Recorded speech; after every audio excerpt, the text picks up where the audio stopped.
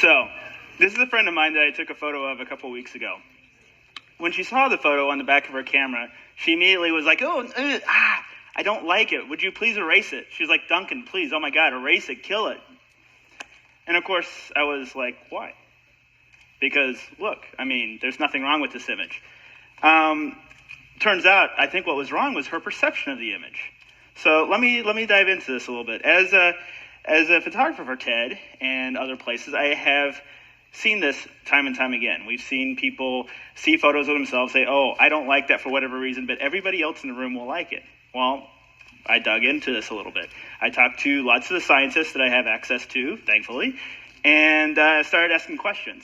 Now, we know from perceptual science that a lot of what we actually perceive the world to be is pulled from memory, right? When you look at a TED logo, you glance at it, you know what the TED logo looks like because you've probably seen it a dozen times. Something pulls out of memory, that's what you perceive, right? Now, let's think about ourselves. How do we perceive ourselves? What is the map that we use to view ourselves? Well, it's like what no other camera sees. It's a mirror in your bathroom at arm's length, reversed.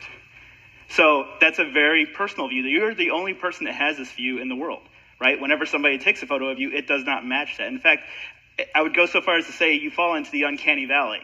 So what's the uncanny valley? Well, this is something that the Hollywood folks would know well. So if you've ever seen Toy Story, right, the character Woody, you know, he's human-esque, but he's not too human, and we accept him as a character. He's funny, he's great. He's Tom Hanks' voice coming out. Well, Tom Hanks lent his voice to another character, the guy in Polar Express.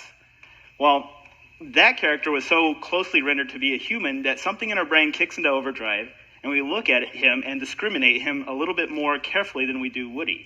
And all of a sudden, he's not quite right. He's not quite human. He's not quite real. And to some people, he even looked a little dead, right? So my theory, though I'm not a scientist, I'm just a photographer, is that when we see a photograph of ourselves, it looks almost right, but not quite. And so therefore, we feel a big sense of rejection. Is the theory right or not? We'll see. Maybe somebody will test this. But what I can do right now is tell you one thing. If you see a photograph of yourself, you have that reaction that, I don't quite like this, but everybody around you says it's a great photograph. Trust your friends. They know what you look like more than you do.